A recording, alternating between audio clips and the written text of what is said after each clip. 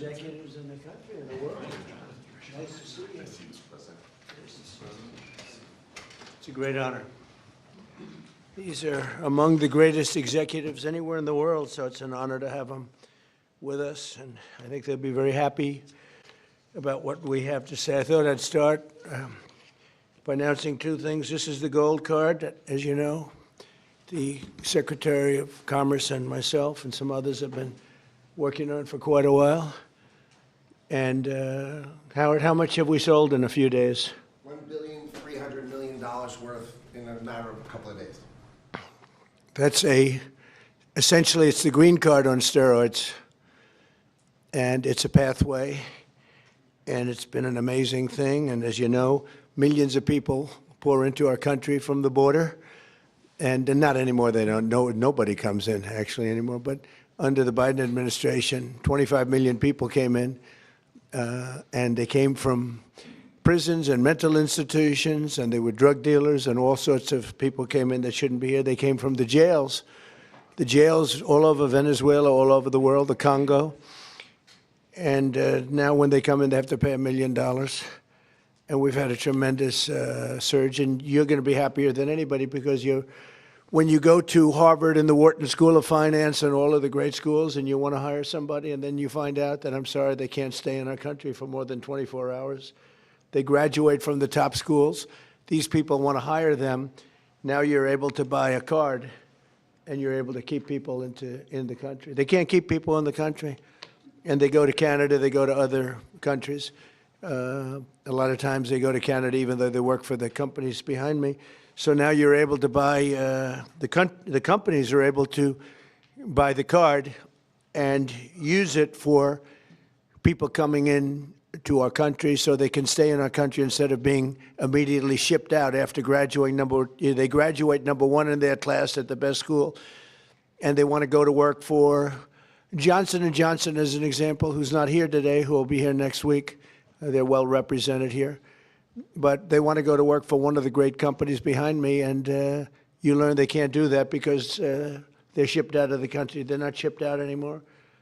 So your company will pay a little bit, but that's okay. You'll be able to get them. So I just wanted to, it's called the gold card, the Trump gold card. Quite a beautiful thing. And you've taken in just a few days, you've taken in over $1.5 billion. That goes all toward reducing debt. Goes into the Treasury of the United States. And I thought I'd do this before we start on Most Favored Nations. I want to read this because I would have said it the other night, but I was not allotted too much time, actually. You had a couple of brand new shows opening, and I understand that. But I do want to say, and some people say, oh, you shouldn't say it. It sounds negative. To me, I think it sounds positive. The only reason our unemployment tucked up and went up to 4.5%, which it went up to 4.5%, which is quite a low number, but still, is because we are reducing the government workforce by numbers that have never been seen before. In other words, government jobs are way down.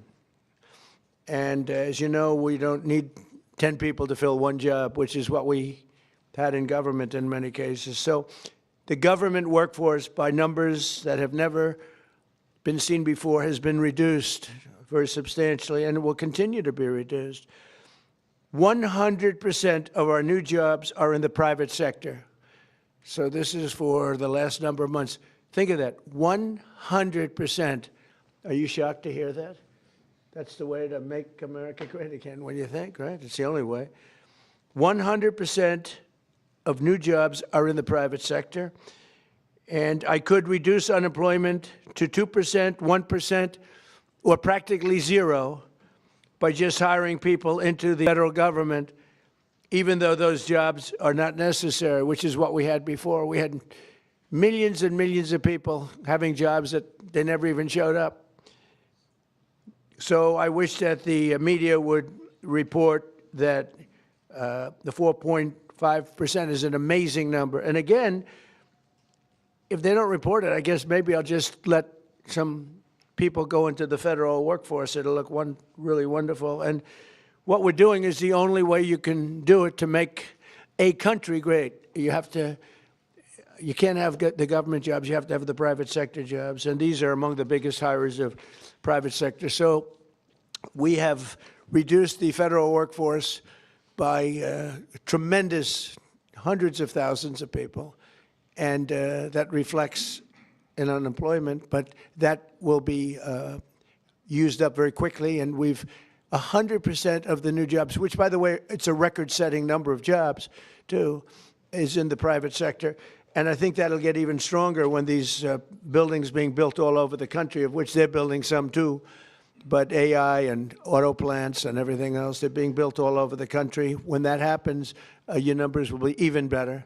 But I would like you to report it the way it is. We don't do the federal workforce jobs. We're reducing that very substantially.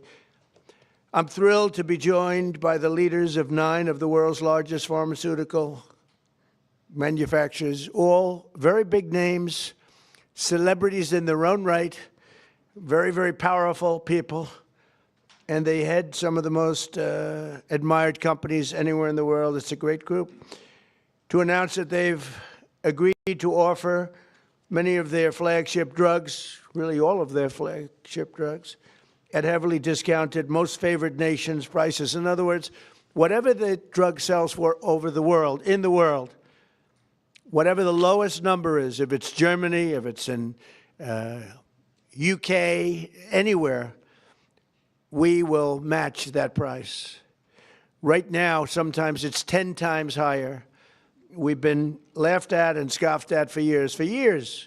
In fact, I was going to do it in my first term, but unfortunately, with the advent of COVID, as you would say, it was not, I don't think it was a very good time to be hitting up Spain, Italy, France, but now we're doing it. So the hardest thing to do was going to be to get a country to do it, because we would have a pill in New York that was for sale for $130, and you could buy it in Germany and France and Spain and someplace anyways. They set their own prices for $10. So we'd pay 10 or 13 times more, pay 5 times more, pay all different prices. Now, whatever the lowest price is. Now, the pharmaceutical companies were difficult, but they also love our country. They knew it was unfair.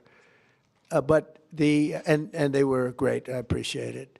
But the bigger problem was going to be the countries. How are you going to get the countries to do it? And we told them, if you don't do it, we're going to have to use tariffs, and we're going to charge you a 10% tariff, which is far more money than the money we're talking about. And they immediately agreed to do it. So we have all the foreign countries agreeing to do it.